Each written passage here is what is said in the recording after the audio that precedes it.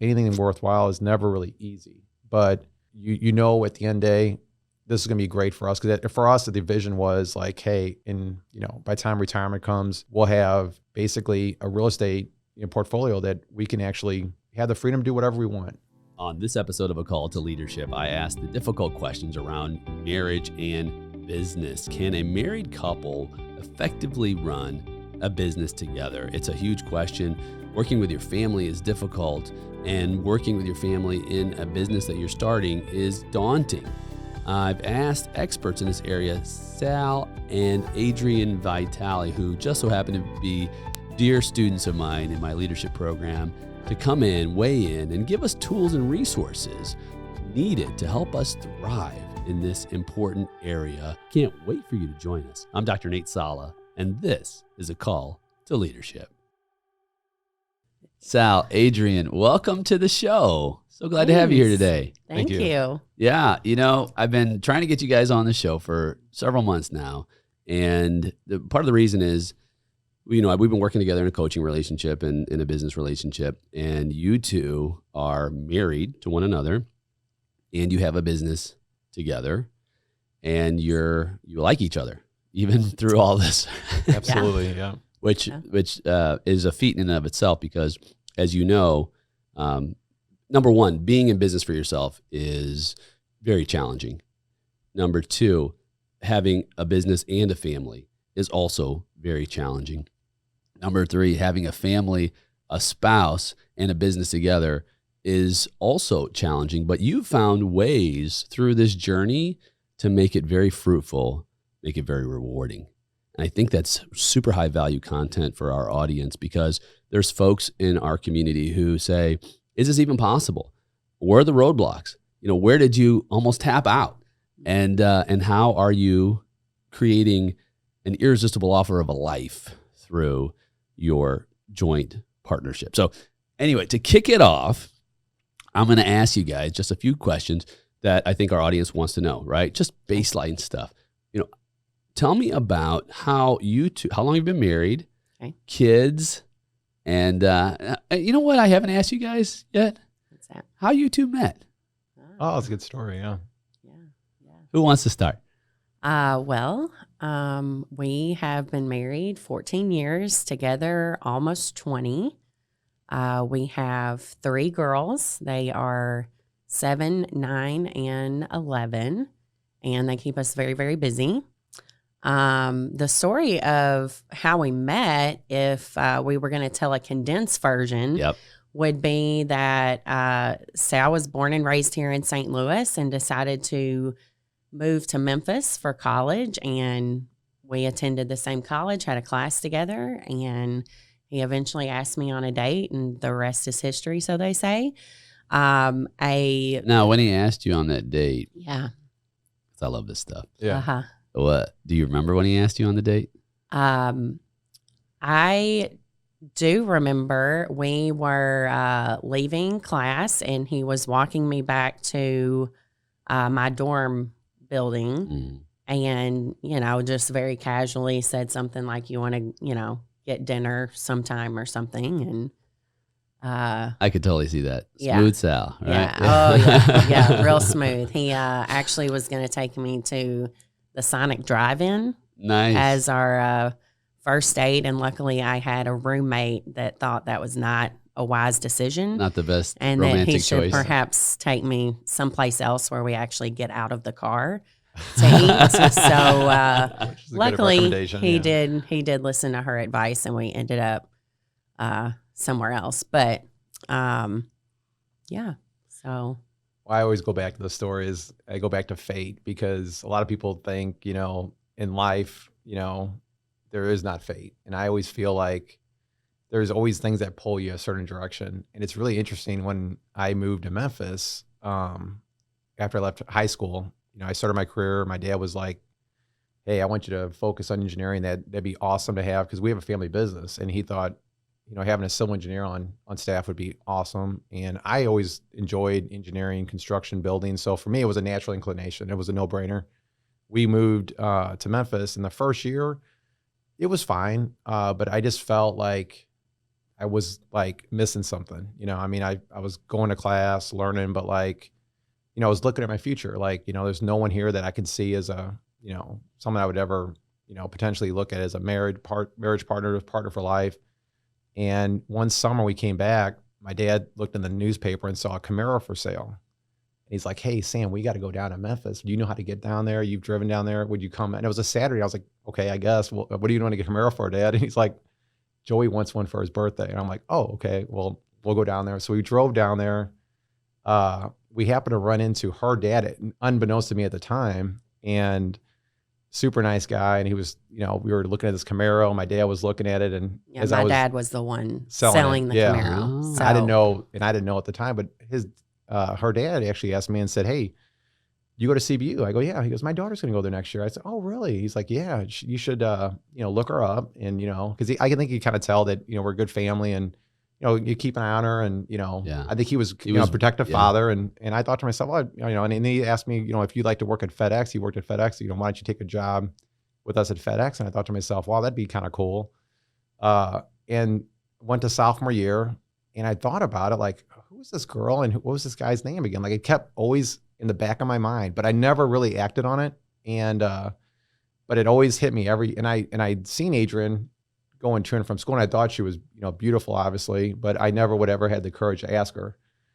And then, we went a whole year, not even knowing each other, passing each other through the halls, but always attracted her. And then come my junior, her sophomore year, we ended up being peer counselors together. And it's when I actually had a chance to really get to know her better. And I just felt a natural inclination toward her, and we started dating. Before we even started dating, we started talking a lot, and I just knew that she was someone special.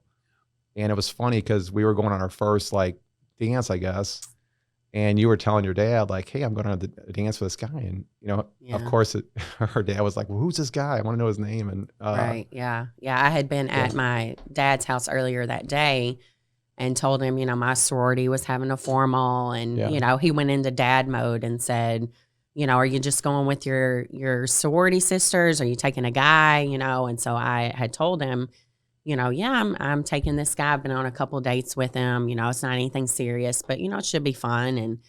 And yeah, like he said, he went into dad mode and was like, "What's his name?" Or asking me all these questions, and I told him his name, and he said, "That sounds really familiar. I think I might know him." And I said, "No, there's no way that you know him. We've only been on a couple of dates." And sure enough, he started pulling bits and pieces of information he remembered from him and his dad being, at the house looking at this Camaro, which they didn't end up buying, by the way. And yeah, he was just putting together, all this stuff that, he knew they had a family business. He knew they were from St. Louis. He knew he was, planning to attend CBU that year. And so we ended up kind of figuring out they had met before we had. And so it's, definitely kind of one of those stories where we feel like fate kind of interjected for us and brought us together. So how long between the first date and marriage?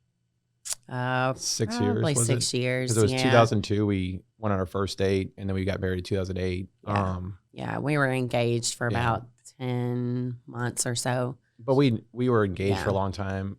Or not engaged for a long time. We were together for a long time, but we kind of, I think, always knew that we were meant for each other in a sense. I just felt like my whole world came alive when I met Adriane. Like, it was one of those things where, like, you go through the motions and day-to-day activity, but something sparked inside of me the day I met Adriane, and I just felt like what's going to happen tomorrow? Like, I just got so excited for the next day, because it was just like there was just such a passion and enjoyment of being around her. I never really felt like there was ever a time I'd ever feel like I'd be bored, or I mean, we always we're always really honest, open with each other, and just every day was just a great day. And it was just it's always fun to kind of go back and reminisce on that, because it just reminds you, like, kind of refocus on like why I'm so happy where I'm at, to kind of where it all started at, and kind of where it all began. Yeah,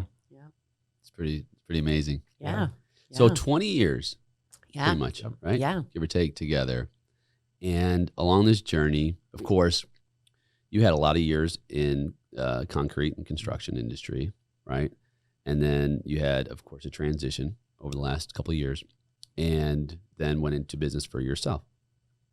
Tell us how you two decided, well, hey, I think it's going to be a great idea for us to do some business together. And a little bit about your background too, Adriane. Okay. Tell the audience a little bit about what you were doing during the times where he was sort of in preparation for launching out on his own. Okay. Yeah, I have a medical background. I was a nurse for many years and worked on a very stressful, busy unit at one of the biggest hospitals in St. Louis. And as we had each of our children, I decided to, reduce my hours a little bit more and more because I wanted to spend more time at home with our growing family. And by the time our third baby came around, I was working on a PRN schedule, which is basically just as needed. And so if the unit was not terribly busy, I would get called off. And so anyway, there were a lot of different things that kind of came into play, and I decided to transition from being a full-time nurse to a full-time stay-at-home mom. And he was very busy working with the family business in the concrete industry, and kind of approached this idea of getting into real estate as a way for us to sort of have some residual income without, really having to do a lot of work, kind of that concept of like making money while you sleep. So I thought it sounded like a good idea. And so we kind of got into it while he was still working for the family business. And then, like you said, the opportunity came where he could kind of take this transition and maybe move into it full time. And I guess I came into the picture because he, asked, like, some of these houses are going to need some major like rehab work. You really have an eye for what looks good. Do you think you'd be interested in sort of, helping with that aspect of things? And so, yeah, he just kind of asked me if I would be interested in, doing this together. And I really didn't have any hesitation in saying yes, just because, after 20 years of being together, I trust him, more than anybody I've probably ever trusted. So I kind of felt like if he thinks this is a great idea and it's going to be good for our family, and he thinks that I'm going to be good at it, we might as well, give it a shot. And I also know that he's the type of personality that when he puts his mind to something and he decides he wants to do something, like, he doesn't quit until he succeeds. And there may be, lots of failures kind of along the way, but he's always going to keep pushing to do well. So I knew that if we were going to do it, it was going to be like an all or nothing type thing. And I felt like I could trust him enough to,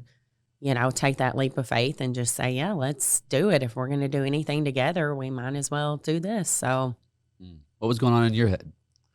I mean, obviously trust is like huge, and I just feel like it's one of those things that I always feel like everyone always talks about. It's kind of cliche. Sometimes people say it's like the foundation of any relationship, but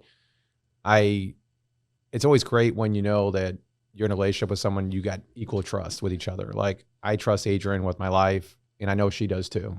And it's great when you've got someone that's got your back, and they know that you've got, that they have your back and you got your back. So I just feel like for me, it was like one of those things where like, I always like to surround myself with people that, I feel like, marriage is a big decision. Like we talked about marriage, like you're picking your soulmate for life. And for me, it was an easy decision with Adriane. And when I look at business, it's like, my dad told me a long time ago, and I think it's true, is that you're kind of married to a business in a sense. And for me, it's like, I want to pick people that I can trust and I feel that have my back. And I know Adriane does. And it wasn't so much like I was looking for someone that met the criteria of what needed to be done.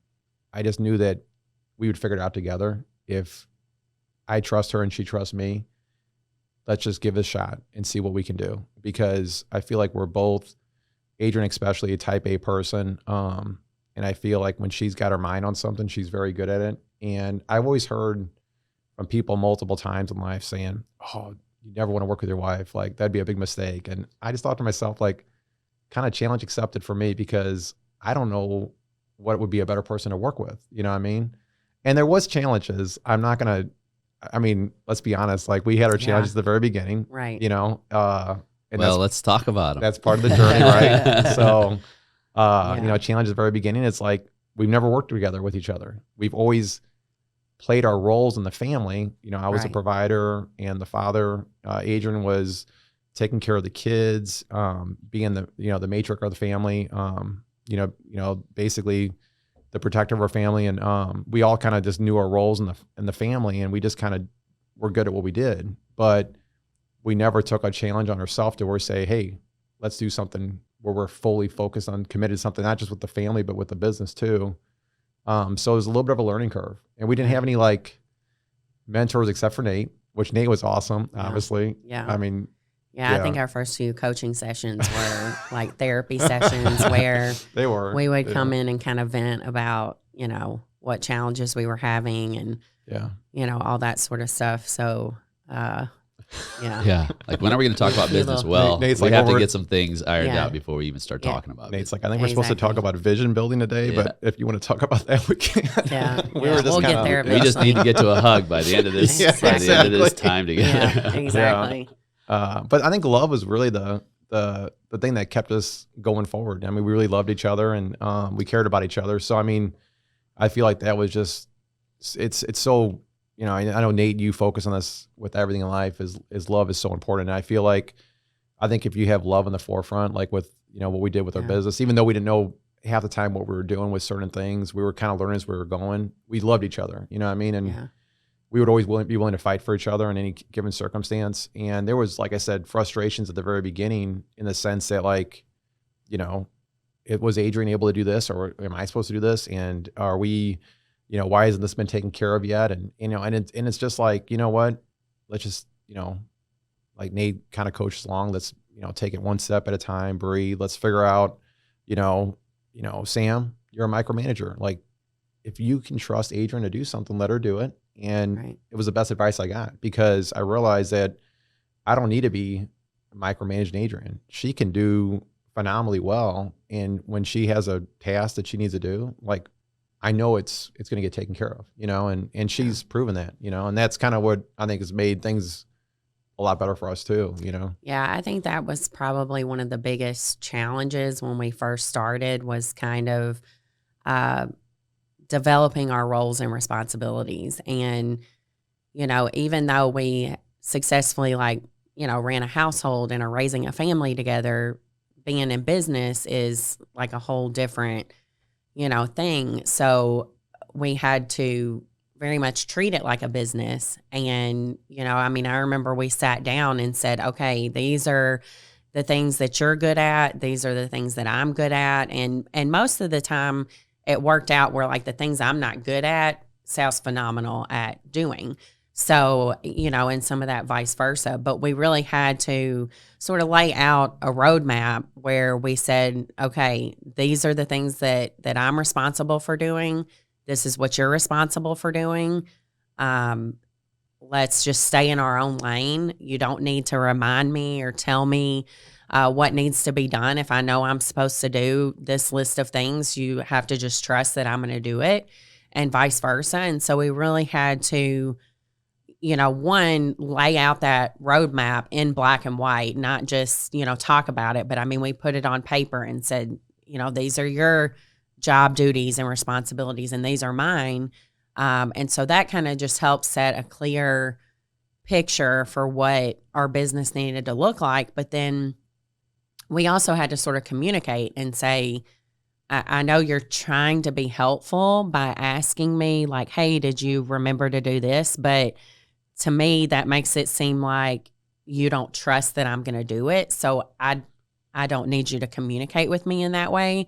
So that was kind of the next hurdle that we had to work through once we figured out, like, what our roles and responsibilities were, was how to, you know, manage that working together and communicate effectively so that we knew things were getting done, you know, without feeling like we were micromanaging each other. So You were never a micromanager. It was me that no, probably the more. no, definitely you more so. And I think just because of your background and like kind of being in a senior position, you know, in the concrete company, there were multiple people that always, you know, needed to be reminded and whatever. So it was kind of like, hey, I know I'm your wife. I'm not really your employee. Like, we're doing this together. You don't. Did you ever have to say that? I'm sure I did. Yeah. Yeah. I'm sure you did. I'm sure I did. Yeah. I mean, I don't recall any, you know, instance in particular, but I'm pretty sure we had multiple conversations, you know, in the very beginning where it was like, look, I know what I'm supposed to be doing, you know. It's a reframe in a lot of ways, right? You're reframing the context that you're in because you've operated in the same routine for so many years and having to adjust.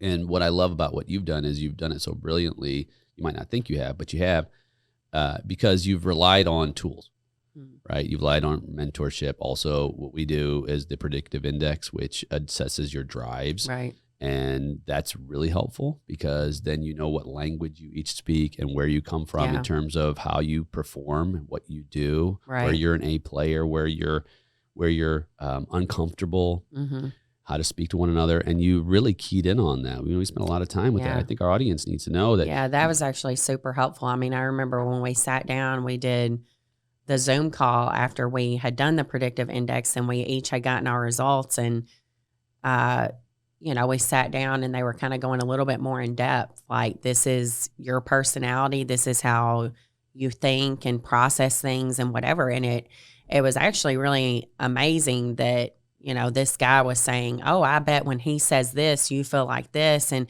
I mean, he was just like, you know, nailing it every time he gave some sort of example, you know, based on what he saw and how we answered those questions. And so it was super helpful in knowing like, okay, you may be saying this, but she's hearing this, or, you know, all that. So it helped us take that information and figure out how to apply it so that we could work effectively together. And it was phenomenal. I mean, I couldn't believe that he was saying some of the things and they were like spot on. It's almost freaky good. Like I thought Mike McCloskey, who has been on the show with Human Analytics, and he has an expertise in this. It's really an instrument. It's a predictive instrument. Right. It's called a predictive index, and it's just a survey, and it assesses different aspects of your personality drive and how you communicate, communicate with one another, because it's a huge part of this conversation, right? Yeah, exactly. Knowing how to communicate. Right. That's one thing I struggled with, I think, in my opinion. And when I learned the things I needed to do to communicate more effectively with Adriane, I just felt like we went from like 0 to 60. We started really driving the business in a positive direction, because I think there was a lot of missteps and you know, just hurdles that we were and hurdles that we were creating for ourselves. And it's like when you take that out of the equation and just focus on just the things that need to be done in the business, and it just seems like you just start going so much faster, and we're enjoying working with each other more too. That's the thing. That's the great thing about good communication and like learning how to communicate effectively, is that like I enjoy working with Adriane a lot more, and I feel like you enjoy working with me a lot more too. Today's the day. So it's the day. Yeah, exactly. So but it makes it more fun. And like I said, I mean, at the end of the day, it's like I didn't start this thinking that we were going to do this because we, you know, we're wanting to focus on a business because we had to do it. I wanted to do it because like, hey, it'd be great, like Adriane said, for residual income, but like we're actually enjoying it. And I feel like that's the way it should be. Like if you're going to do something together, like it should be fun, you know what I mean? And it should be something you enjoy doing, you know, and it should not be like work, you know, if you can make it like that. I mean, it's going to be work at some aspects here and there, but like I generally enjoy working with Adriane, and you know, it's been it's been great. Like I said, for a year and a half now we've been doing it. So I mean, getting close to 2 years full time, but 2 years, yeah. And you're not just barely doing it. You know, you guys are really thriving. I mean, you're meeting. You know, you set out a vision, which is your outcomes, right? What, a vision is largely an outcome. And this is so important in leadership. People say, well, I don't know why some people are more successful than others. It's the first step is really identifying what's my desired future state. What's the end game for me? What's that outcome look like? And then you build it backwards, right? How to get there. Because if you don't start there, you'll never really have a sense of goals or purpose or meaning to accomplish anything because you won't know where you're going. So you set out very clear and very specific, time-bound, right? The smart goals, right? Specific, measurable. Let me see if I can remember this. What is it? Achievable, realistic, and time-bound, right? Timeline. So all of those, and then you start putting the pieces in place necessary, which are strategies, to make that vision real. But there's going to be roadblocks along the way. But you start with a very base foundation in your relationship, which is trust, which is essential, and love. And people say, well, love, isn't that just an emotion, how you feel? And in one respect, love is an emotion. But in another respect, it's action. It's how you treat other people. It's how, right? Yeah. Not just how I feel, but how I treat people. In fact, we've all been to weddings and whatnot. We've heard the love verses, right? Right. Sort of, the love is patient, love is kind, it doesn't envy, boast, so on and so forth. But I think about that often. I think, what if we could just get the first two right? Patience and kindness. I mean, if we, it's like those are, I've heard that they've been called the pillars of love, right? And if we can just learn to be more patient and kinder with one another, man, those are like game changers in our relationships. Yeah. And I know, okay, well, what impedes patience and kindness? Well, maybe unrealistic expectations. Maybe sometimes in your business and someone listening said, I put expectations on my spouse or my partner, and the expectations weren't realistic because I never communicated and say, hey, let's create these expectations together. And I'd like you to speak on that for just a few moments, because I think that's something that people stumble on, is that they have false expectations, and they have to regroup and communicate and then create an expectation together. Have you had that? Yeah, we did. I mean, we came off, I think, the ground with a very high goal, and it was 50 houses within a year. And I think we were getting to like maybe 20. And Adriane I could tell there was more stress piling up, because, Adriane has always made it abundantly clear that, hey, look, I'm committed with you on this, but I'm also a mom, and I've got a family to take care of at home. You got kids to pick up and school activities. So I just I don't have the time to commit more houses. We need to slow down. And it was great for me to be able to say, you know what, I'm glad you told me this, because I mean, here we are, we're pushing for this goal, and it's a very it's a high expectation goal. Very ambitious, very aggressive. Yes. Yep, very aggressive. And I think it was one of those things that it was good for her to communicate that with me. It goes back to that communication, but I needed to hear it from her, because I don't want to see her in a position where she's not happy or she's not enjoying what she's doing. So it was good to hear it back from her. And like I said, for us to restructure and take a step back and a breather and say, you know what, let's just slow it down a little bit. Let's put the brakes down a little bit. We've done really well to this point.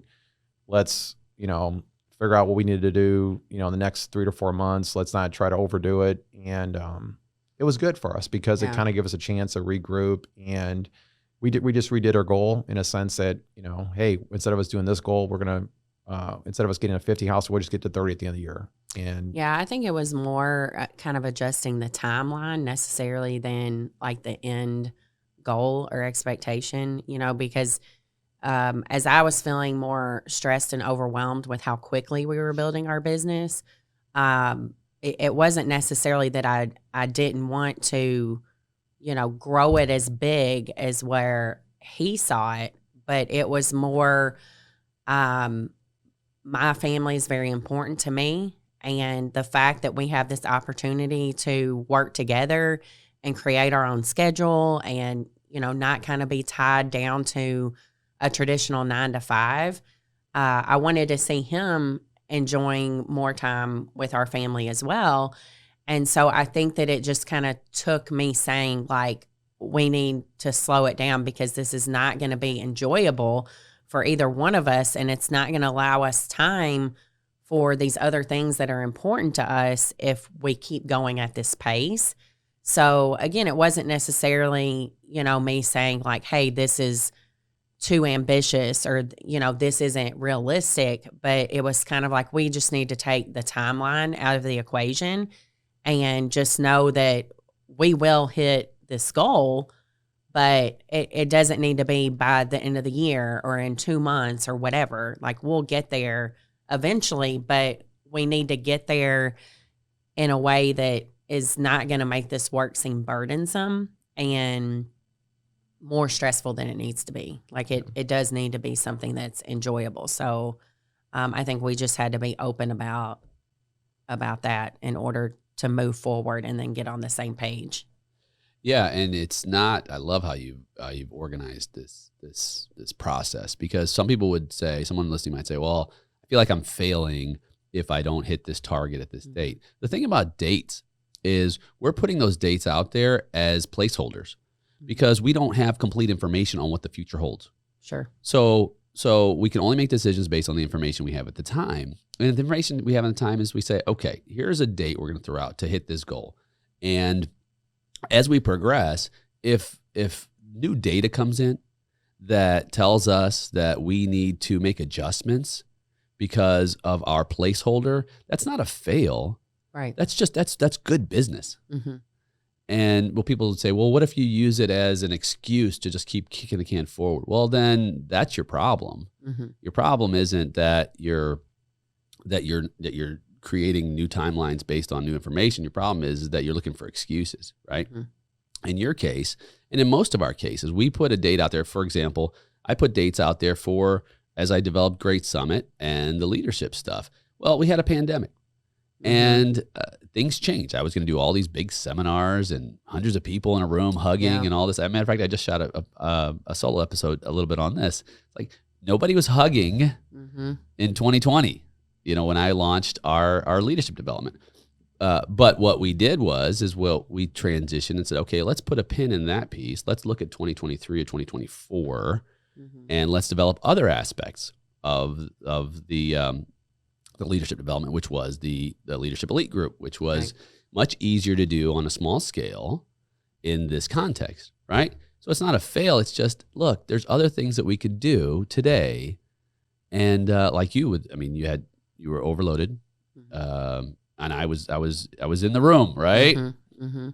And you recognize, okay, we're missing aspects of our life that are essential. Right. And we can't do that. Those are non-negotiable. I think it's important for someone listening today to know what's a non-negotiable in your life, because business is only one piece of this entire equation. Yeah. Right. It's important too to recognize when an important valued member of your team, of your business, if it's a spouse, husband, wife, to recognize that if there's a non-negotiable, to listen to that, because even though we had this shared vision of what we wanted to achieve, my timeline didn't work with her timeline, and we had to agree to something together that worked for both of us, because at the end of the day, it's not going to work if I want to go one way and she wants to go another way. We got to be going we got to be at the same direction. Right. So, right. Probably important to at least know that, for me, it was good for her to explain to me what challenges she was facing, and so that I can look at that and be like, you know what, this is more important to her. We've got to recognize that, because, at the end of the day, it's great to, build a business and, get this dream that you're going to grow this business. But at the end of the day, if the people that are on the team aren't happy, or if they're not thriving, it's kind of like pointless to really go to the next step. I think, I think that's one that you've always taught us, Nate, and you bring love up. But, I feel like there's got to be that love and that trust and that, that reliability factor, that she knows that, I'm going to be there with her, whether it's tough times or good times. Like, we're going to have to work through this together, and we're going to have to navigate if we get a tough spot that doesn't work for her, if she's struggling. Like, let's take a step back. Let's figure out what we can do to help make it so that it's good for both of us. You know what I mean? Well, and one of the attributes in the love verses is love always protects, right? Mm-hmm. Protects the people. Right. People who you are committed to as leaders, right? In this, and protection is really important because people want to feel safe. They do their best work in a safe environment. And when they're not safe, when they feel unprotected, because that's an sort of an unwritten contract in relationships, right? Right. And when they don't feel safe, they've got to expend energy to create safety, which takes away from the energy that can be expended to actually progress and move forward, right? So this is what you're talking about, right? In a way, you're talking about, we have to protect one another through this love relationship of trust, so that we don't have to expend any energy trying to create safety, right? Because we can be safe around each other. At the end of the day, I mean, we want to be together, whether it's a business or not a business. Like, we're there for each other, committed to each other to the end. And, at the end of the day, I mean, whether a business works or doesn't work, the most important thing for me is, did I make it work with her? I mean, are we working together? And do we continue to grow and love and care for each other? Because at the end of the day, that's the most important part of what I'm concerned about. Right. And I think the business is just kind of like an added bonus for me. Is like, if we can work together in a business, that's great. But like, it's just a business. It's not something that I care about like I care about her. You know what I mean? So that probably makes you feel pretty good. It does. Yeah. It does. It's mutual. Yeah. For sure. So. That's why you're here. Yeah. Exactly. Yeah. So as you progress day to day, certainly, there's ups and downs, there's hurdles, right, that you face in a business environment. I like how you shared that you own your lane, right, and that's important because, for example, my wife worked with me for a little while. She was a paralegal at a law firm, and she moved out of that phase. And I said, well, this is back in 2012, and I was starting a new accounting division. I said, well, why don't you come help me and do some corporate filings and things like that. And so she started doing the work, and she would do form letters and things like that. And the form letters, God bless her, they were so exquisite, but they were really, really, really nice, like, law firm nice. Yeah. And I didn't need them law firm nice. And so I was like, well, I know this is beautiful. It's taken you maybe 2 or 3 hours to create this beautiful letter. And, but I don't need that. I need basic. And she pushed back. And she said, this is my genius zone. Right. I'm the expert in this area. And maybe your letters, maybe they're subpar. Right. Hubby. Yeah. And she had to check me. And I was like, oof, I think you're right. I think you need to own this because that's where you are. Right. I need to own where I am, and then we can thrive together. And of course, that was just one piece of it, one right. formula. Where have you found specifically areas that you've had to make those adjustments with each other? Well, within the genius zone, I mean, I think the big thing for me was, I think I easily recognized Adriane's genius zone was with design. She can look in a house that was basically outdated and know exactly how to update it. I mean, it was just so effortless for her. And for me, it was like, I think at one point or another, I asked her, I was like, hey, what do you think about this fixture for this room? She's like, stay in your lane. Don't be picking out light fixtures and that brass faucets doesn't work, and stuff. right? Like, yeah.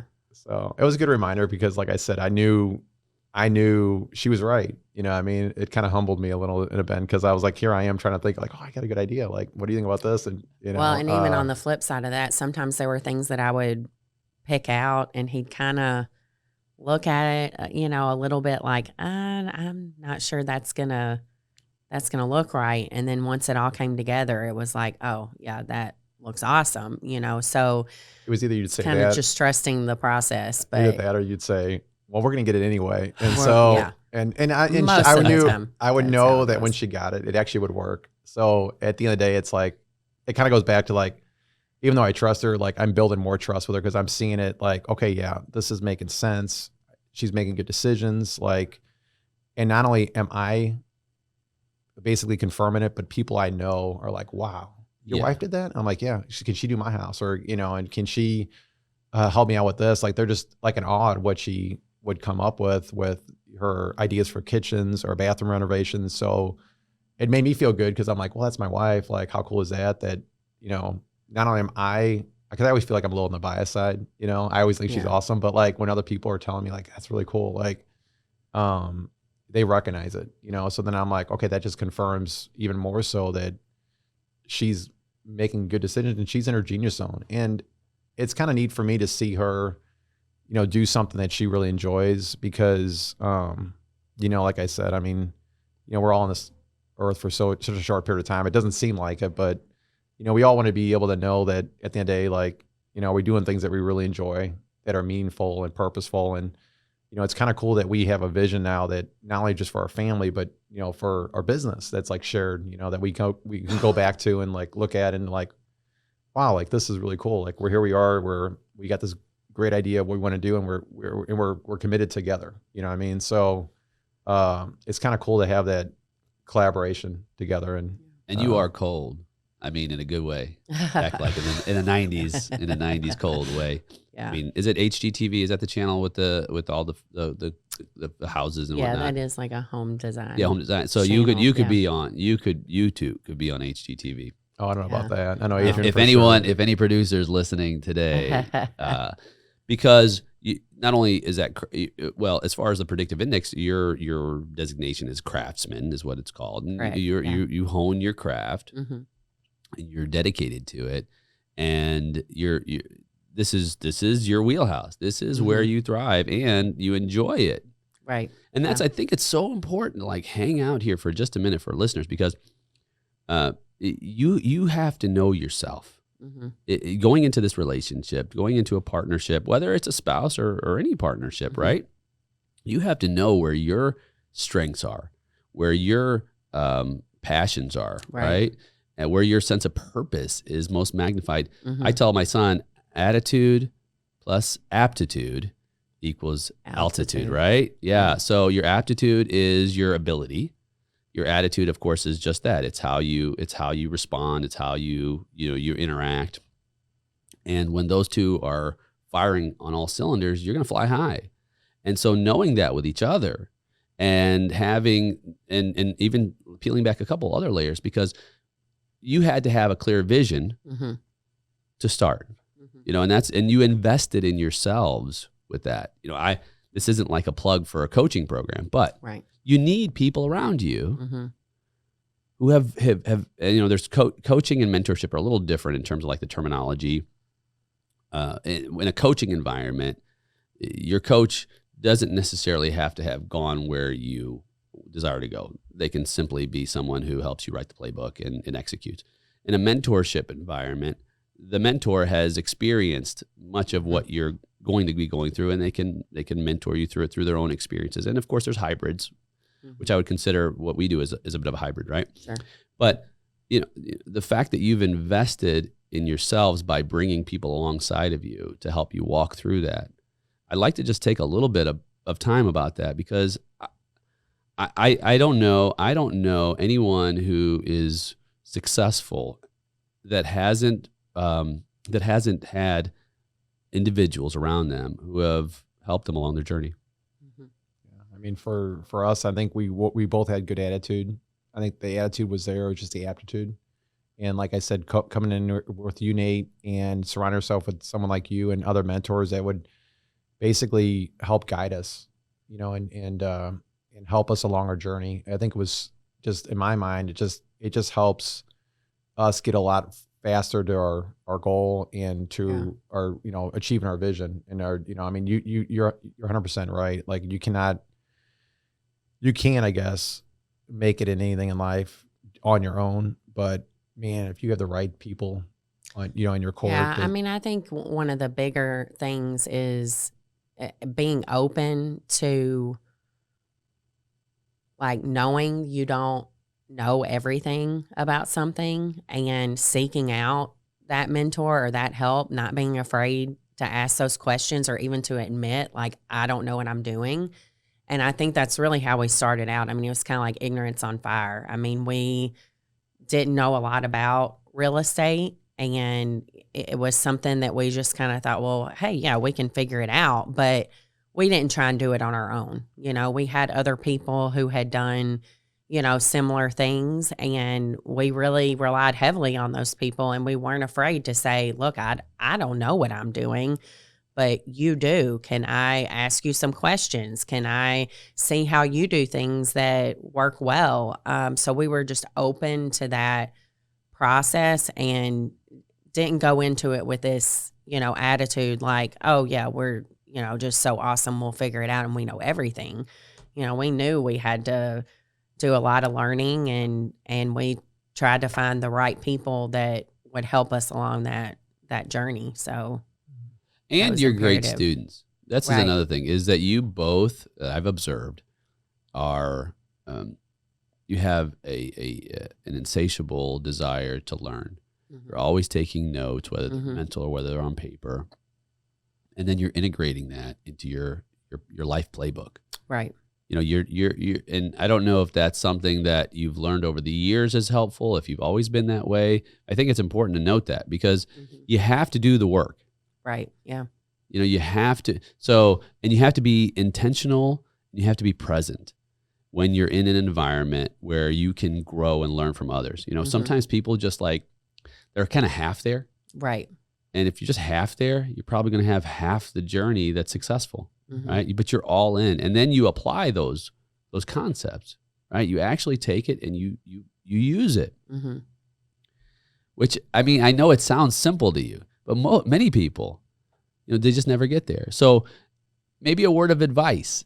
How do you, what is it that drives you to really engage in the learning piece? I mean, I don't know. For me, it was more or less like, I think you got to want it. I mean, like anything in life. As you were talking, I was thinking of Napoleon Hill's, like the 3 Ps, passion, or persistence, and perspiration. Because I feel like anything you want to be successful in life, you've got to be willing to work hard for it. You got to be patient. Like Adriane said, like sometimes you got to, don't go from 0 to 60, take your time, but like you've got to be willing to work for it, and you got to want it, and you got to be committed to it, because if not, it just, you're going to drift. I mean, you got to be focused and committed to this goal. And I think anything I've learned in life, like from a young kid, is that anything I've ever done I've been able to step back and look back and be like, wow, I'm really proud of that. It's been like where I've faced like extreme obstacles and still push through. Like, it just makes me more confident on the next go around to say like, wow, like, okay, we did this. Like, what else can we do? And it just builds your confidence level to say like, okay, let's build at this. Let's do this. Cause that's kind of unique. I guess the interesting thing that happens when you work hard and you push through these obstacles, it just makes you want to get better and grow. And I mean, that's when we first started with this business. It's like when I talked to Adriane and we started this up, it's like we wanted to do something that was a challenge. But we both had the aptitude and the want to do it. So we just had to have some, like I said, mentoring and coaching to get us to the right spot. And we're just going to continue going on this journey and committed to moving forward. Yeah, I mean, I think my advice would really just be, to be committed to the process. If you're going to do something, you have to be open and aware and acknowledge that you may not know everything about that subject, but that you'll do anything you can to learn more about it. So just being open to the process and fully committed to it, because that's really where you're going to see success. If you're not any of those things, then you're just not going to make it.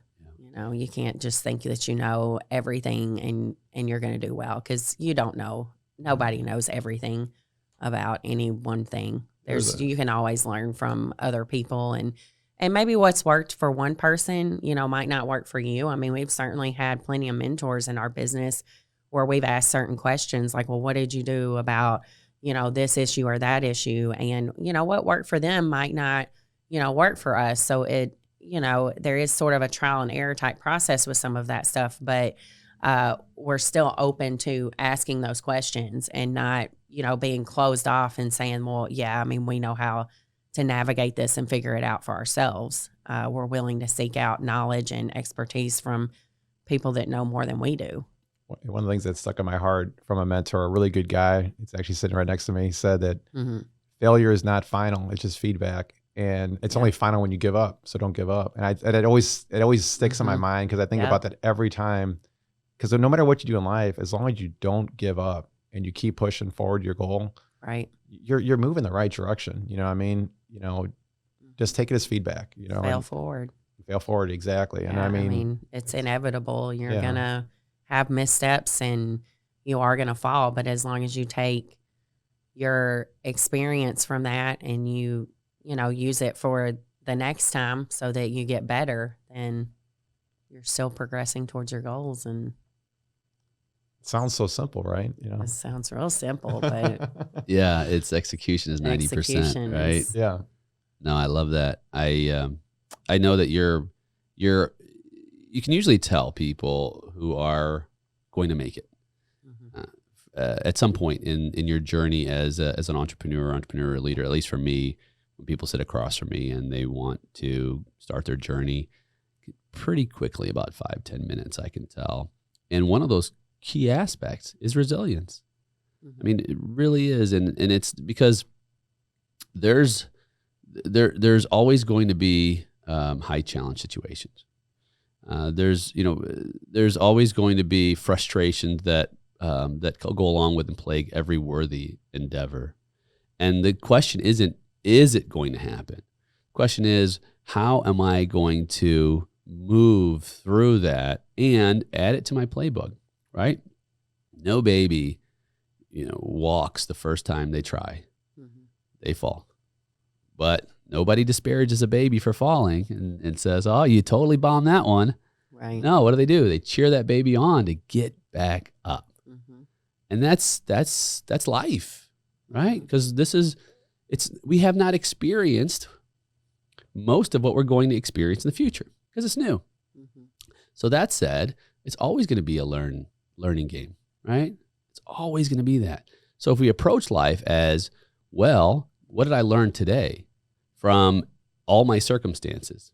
Things that I might have thought might go one way, they went a different way. Okay, add it to the playbook.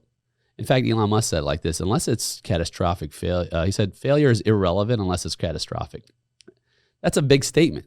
And the more I thought about that, and I've said it on a couple different episodes, so someone might have heard this, I thought, in some ways, he's right. Because catastrophic to me would be, I'm gone. But as long as I have breath in my lungs, I can keep moving forward, right? Yeah. You're here. It's a good start. People ask me like, what, how you doing today? I'm like, well, I woke up. It's a good start, right? Yeah. I'm on this side. God hasn't called me home yet. So my work's not finished. Right.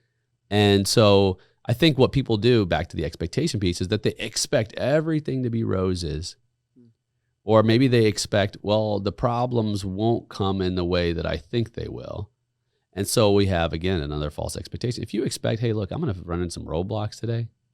But like you said, look, it's just it's a challenge that I know that somehow or another we're going to find a way. That's the right attitude. And that's an attitude of leadership, right? Because who do you want to follow? You want to follow somebody that says, well, we're going to run into some problems and I'm pretty sure we're going to go ahead and tap out and call it a day. You're like, yeah, I don't think I'm following you anywhere, right? You want to follow that leader who says, we will find a way, and executes behind it, not just words. And that's what you were talking about earlier about you going into business with your husband. It's like you said toward the beginning is that I know he's the kind of guy who is going to make it happen. He is not going to lay down. Right. I mean, that's the attitude, right? And I know that you feel the same way about your wife. Yeah, I mean, I feel like at the end of the day, I mean, we both know that I think we're both committed to the fact that we all got really good tools, like you said in the playbook, that we may not know the end goal or the end. We may have this idea of where we want to be at, but like we know we have the tools to be successful. Like we have the heart and the drive and the commitment And I feel like some of that is just, you've got to be at the core, be committed to, your direction. And at that point, the rest you'll figure out. You just got to be committed on this path that, hey, we're going to be facing challenges, and just be realistic in the sense that it ain't going to be easy, because anything worthwhile is never really easy. But at the end of the day, like, this is going to be great for us. Because for us, the vision was like, hey, by the time retirement comes, we'll have basically a real estate portfolio that we can actually have the freedom to do whatever we want. And, we're both like, that was our goal. And there would be something as a legacy we could pass on our kids to say like, hey, if you guys are committed to this business, like, we created this business, and you guys take it from there and run it and grow it, and it was one of those things that we looked at, that it may be something that they look in and say, we really enjoy this, and they make it even more, or they may go a different direction, but at least the opportunity's there. And, at the end of the day, that was kind of our initial start point of why we wanted to do this to begin with. And also for the fun of just working together, So it was like I guess a two for one, I guess. But, and here you are. Here we are. You are sharing the journey. Yeah. I'm so glad you guys have come on the show to just share about your experience, that there's ups and downs. There's ways to mitigate that, some real clear guidance, and some of the things you've done. I think it's going to really, really help someone today. But before we wrap up, I have a question for you. Okay. This is a question I usually ask some of our guests, and it's a question that you're going to say, oh, wow, that's a pretty deep question, but it's a good one. One day, you'll each be at what I would call the great summit, the very end of the journey of life, right? Mm-hmm. And you'll be, you can see the path that you've gone on your entire life, and you see the ones that you've been a part of their lives and influenced. What is one thing that you would want people to say about you at this great peak of life as you transition out of this realm? Yeah, that's deep. It's deep. I heard that question asked on one of your podcasts, and I thought about that. I was not expecting to ask that to us, because I was like, I don't even know if I have an answer for that yet. Because it's amazing when you're living life, you're not really thinking about something so like deep. But I when I thought about it, I was like, at the end of the day, I just want to be known as just being a good father and a good husband, and taking care of the ones that are around me closest, taking care of them, providing love for them, good future for them, being the best provider I can, be the best, parent I can, spouse I can. And then for the people that are in my life, do what I can to provide for them. I don't think there was anything that I thought that I was like, man, I should be a lot more deeper. But it made me think like, maybe I should be challenging myself to be doing something bigger, because maybe I'm not thinking big enough, so.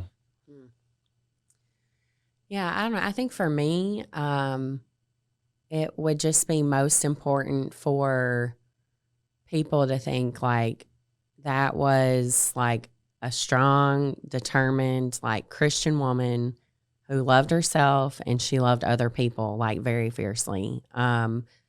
Because, at the end of the day, I'm a wife and a businesswoman and a mom, but my family and God probably always come first and foremost. And I just hope that I kind of set the example for, my girls especially, but for others too, to just live a life of Christ where you're just spreading God's love and joy. And that I think would probably be most important to me. And as far as us starting the business together, our whole goal was to provide homes for other people so that they could build their own families and make happy memories. And so I hope that we have accomplished that, and we have been able to show other people that, we are like those kind, loving people. And, we can help them make their own memories. And yeah. That's good. Well, you are both on your way. Thanks. It's so good to have you. Thanks for coming on the show. Yeah, thanks for having us. Very humbling to be asked. Enjoyed being here with you. Yeah, you've been great. Big part of our life, and we've enjoyed it, and we're looking forward to keep growing with you. Yeah. I mean, it's Absolutely. can't wait to see where we're headed, but we're gonna Absolutely. go some It's good the places. beginning. Yeah, It's just the beginning of yeah. an amazing adventure. Yep. Indeed.